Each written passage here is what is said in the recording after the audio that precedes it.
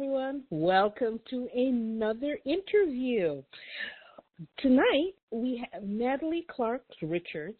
She's a motivational speaker and a certified professional life coach at Love Out Loud. She supports professional women who sometimes feel exhausted and overwhelmed in their professional and personal life. Natalee provides her proven transformation strategies so that they can feel energetic, fulfilled, and gratified to become the best version of themselves and live a life they love to talk about. As usual, my co-hosts will be doing the interview, so take it away, Chris. Thanks, Janice, and welcome to the Jamaican chat, Natalee. Thank you for having me, Chris. Great. First, we'd like to get the folks to know a little about you before we get into your great biography here. Tell us a little about your Jamaican roots, your family, and the like. Okay, so I was born in Kingston, Jamaica, and I grew up in the hills of St. Anne, close to where Bob Marley was born. My family lived there, so that's where I spent most of my childhood years. I went to primary school there, and then I passed my common entrance exam. I believe that was probably like the second to last year where they had common entrance. But anyway, I passed that exam, and I went to a prestigious high school in Brownstown, St. Anne called St. Hilda's Diocesan High School, an all-girls Anglican high school. And then I moved to live with my biological father in the north coast of Runaway Bay, St. Anne, in the touristy area. So that's pretty much, I grew up in St. Anne. Okay, that's neat. So, but you also immigrated. And what was that like? What was what the age and what, I know what it was for me. I always interested to see what it was for other people and how they make that journey. Yeah, so my immigration journey is not like many, at least let me tell you my experience. So I moved to America when I was 20 years old. So my mom and my stepfather already lived here in South Florida, and they made the transition so smooth for us that I'm always in gratitude to them. So when we moved here, we moved in a really nice house, neighborhood, our neighbors were fantastic, and we went to school not far from where we lived. So my experience wasn't as traumatic as some stories I've heard from other people. Right. The transition was probably more, was different. Yeah, that's really neat. I'm glad somebody had that kind of experience. So, now you're in a different culture. How did you go about adopting? You're 20, this is college age. How did you go about adopting to this new country and culture?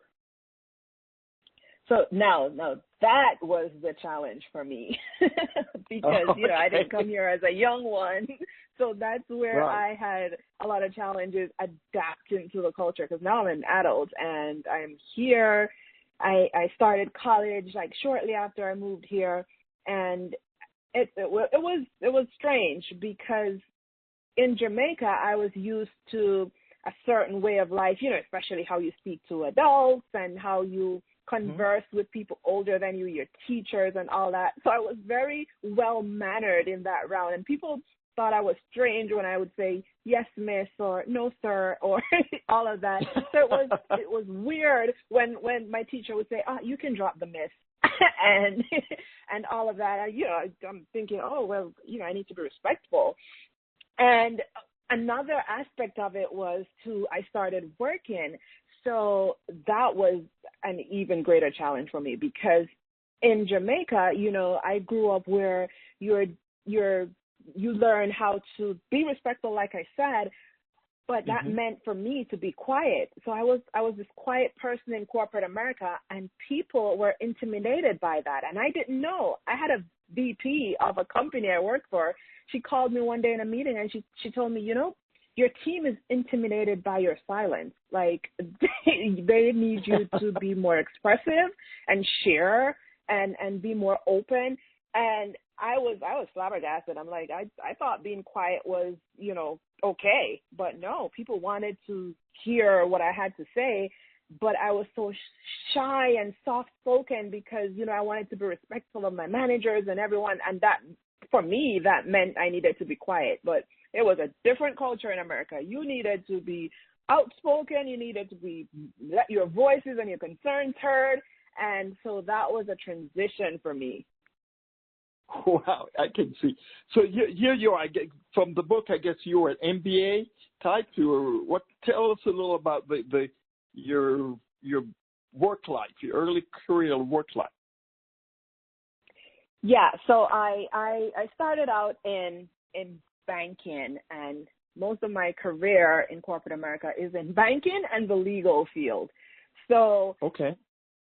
I am in this space of corporate America where you need to be an outspoken person, and here I am, very quiet, and people are like, "Oh, what is up with her?" Like, we don't know what she's thinking. And I'm thinking that is supposed to be how you show up, but it was quite not so. And so I thank God to my dear college friend who knew that I had something to contribute, and I am competent of the roles I had. So she would always tell me it's okay to share what speak what you want to say, to tell them how you feel about your team or whatever project you're on. So that was interesting. And even though I had an MBA and I'm very competent, I was so reserved in it. I didn't want people to feel like offended by me or intimidated because, here I am, my manager is a high school graduate, and here I am with an MBA. I definitely don't want her to feel, overwhelmed or that I'm, too much. Yes. Well, your fine book here, Love Out Loud.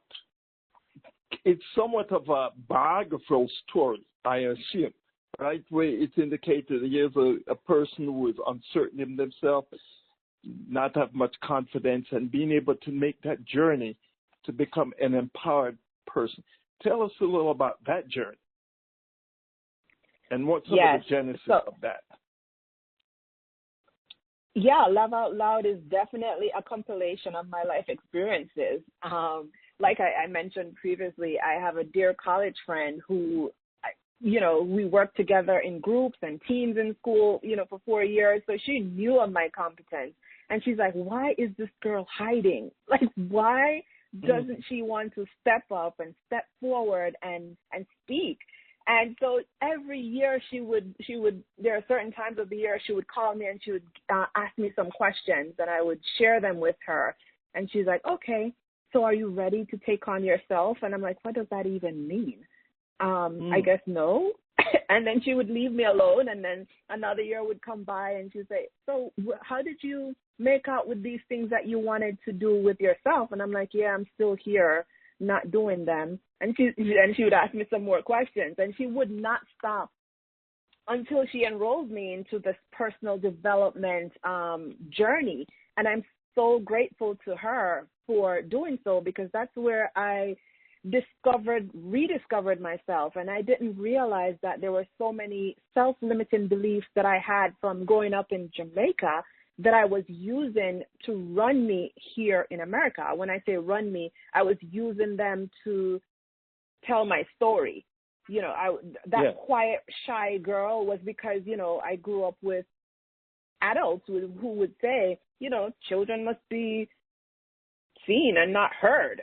So here I am, an adult, still holding that I should be seen but not heard. So let me not share how I'm thinking. So I had to, unlearn all those stories that I was using to show up in my life daily as an adult. And that self-discovery just changed everything about my life in a good way. And that's how I'm now able to show up and speak and let my voice heard and command presence and let you listen to me like I have something to say. So here it is. Amen. I'm pretty sure right now we have some parents and teachers sitting on the edge of this seat. They may have teenagers in their lives that they don't know how to handle, and they don't know how to empower. What would you say, what wisdom gems would you want to leave with these people to give them to empower their young person that they do not have a similar journey like yourself? Geesh, this is a big one, let me tell you, and a very important one. Just before COVID in February of 2020, I had the opportunity to speak at a high school here in South Florida, and I was blown away because I was so familiar with some of the stories. And most of these teenagers, they have Caribbean parents, so I knew exactly what they were going through. And so many of them felt invisible and unheard. And, they would tell me, Miss, you don't understand. My father does not want to hear what I have to say. Or my mom says, no, you don't know what you're talking about. And so I know that feeling because I grew up like that. And, I encouraged them. And I said, okay, so here's how you can talk to your parents in this way so they hear you. So don't, I was giving them pointers on how to come up because parents now, they're going to think you're rude. So now you're talking back and this is unexpected. This is not, so I was sharing with them. But what I would say to parents is, please listen to the young ones. They do have a lot to say. And when you have this open conversation with them, you're building trust. You're building their trust. So instead of them going outside of your home to hear the experiences or to get attention from other people, you give it, because as parents, we have the experiences. We know what they're up against. So be open with them and hear their side and then, share your story. And it's okay to share the experiences, the good and the bad, so they know that they can relate to you. And so when they're in similar experiences, they'll either, one, remember the conversations that they've had with their mom, dad, or whomever, and two, they'll come to you and share those experiences, and then you can guide them, because so many of them now need guidance, and they're seeking it from elsewhere instead of in their homes. Incredible. You're so right. You must feel so strongly about this idea that you decide to go out and you write a book, because I know what it takes to write a book, Love Out Loud. To be able to do that, to have now to impact the community around you. Tell us about how you made that decision to write and then to publish like you have.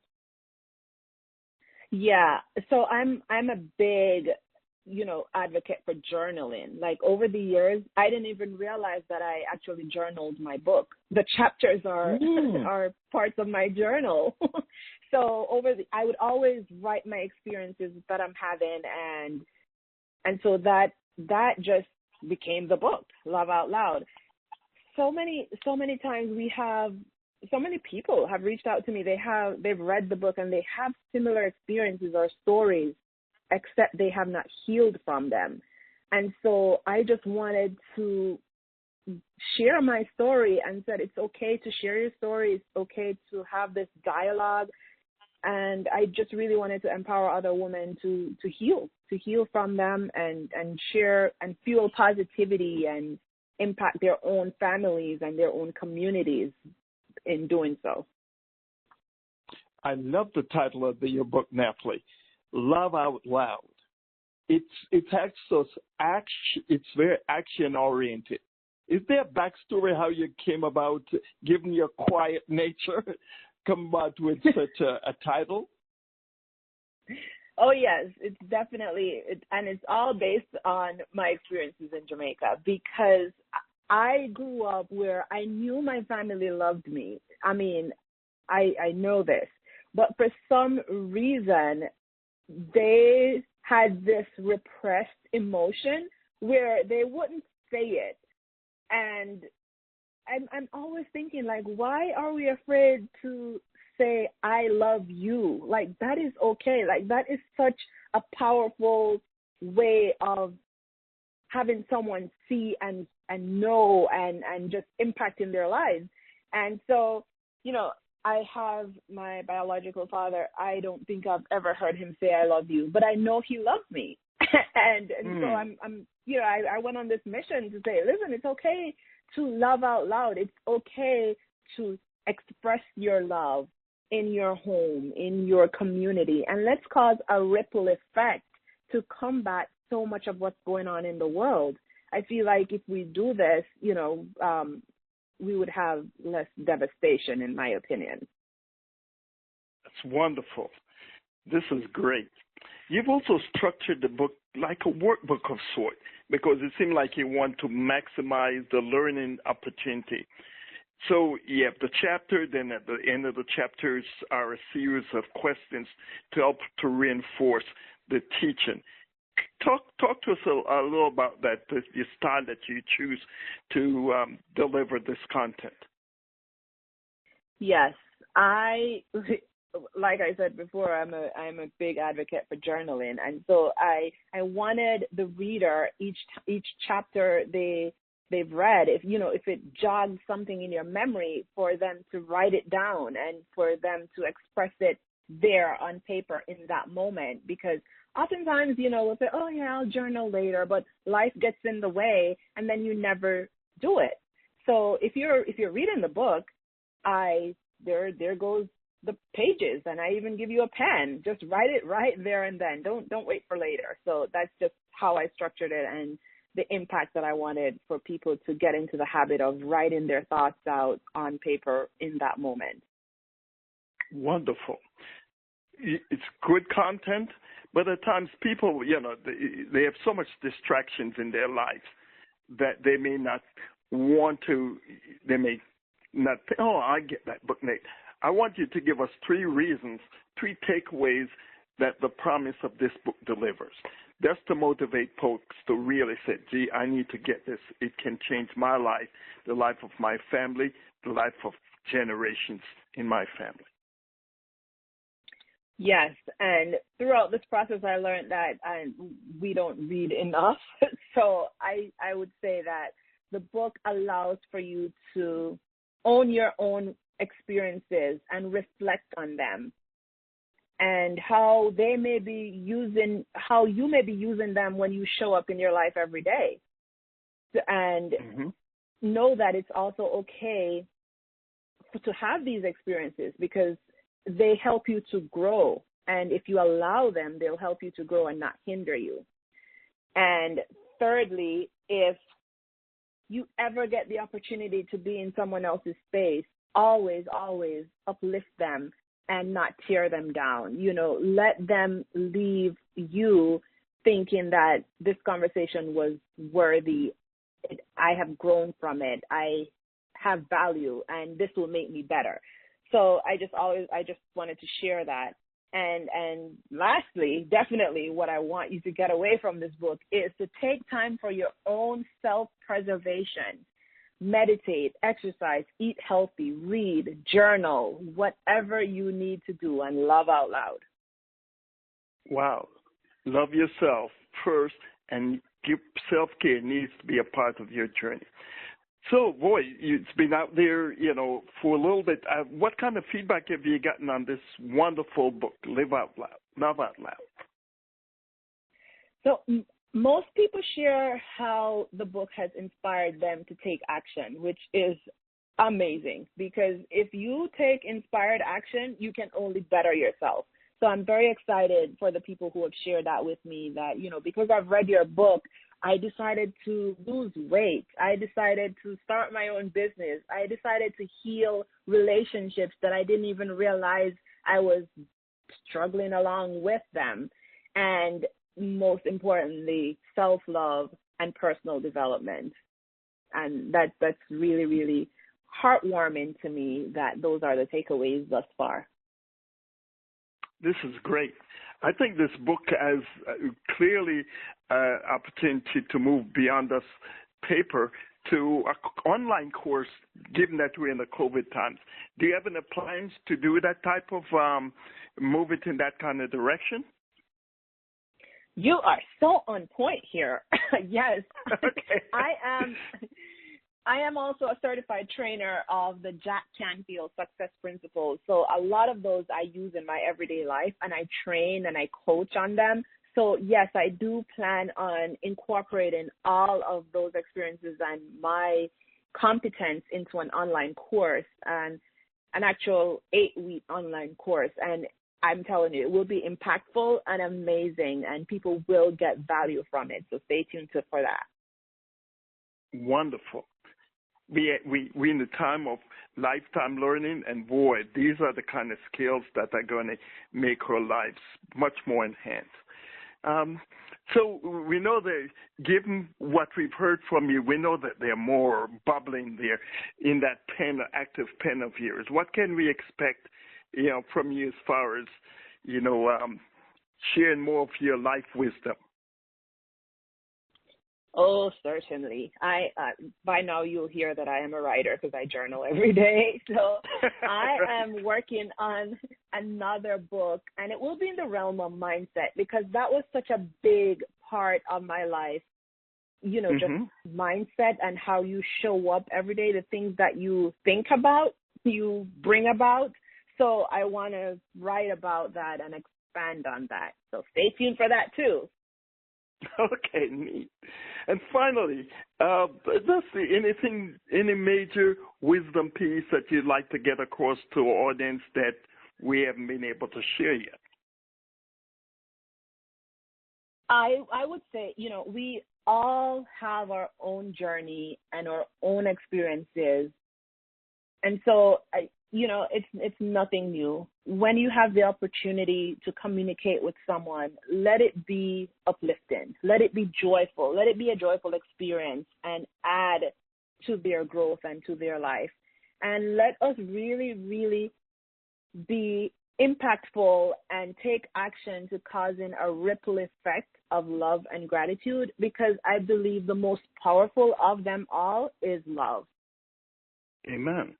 So, boy, I know some people are going to want to get the book. You want to tell us how we can actually get a copy of this fine work? Absolutely. So my book is on Amazon. You can type in Love Out Loud and you'll see it. And if people want to get it directly from me, of course, I will sign a copy for you. All you have to do is go to loveoutloud.llc. And if you just send me an email or communicate with me somehow, I will most certainly get it out to you. Wonderful. Nice. So to learn more about Jamaican Diaspora, visit Jamaican Diaspora. To learn about Chris Daly, visit digital2grow.com. And to learn more about Natalee Clarke Richards, visit loveoutloud.llc. It was a pleasure having you, and we will talk to you when the next book comes out, okay? So that's a date. Okay, Natalee? Yes. So bye now.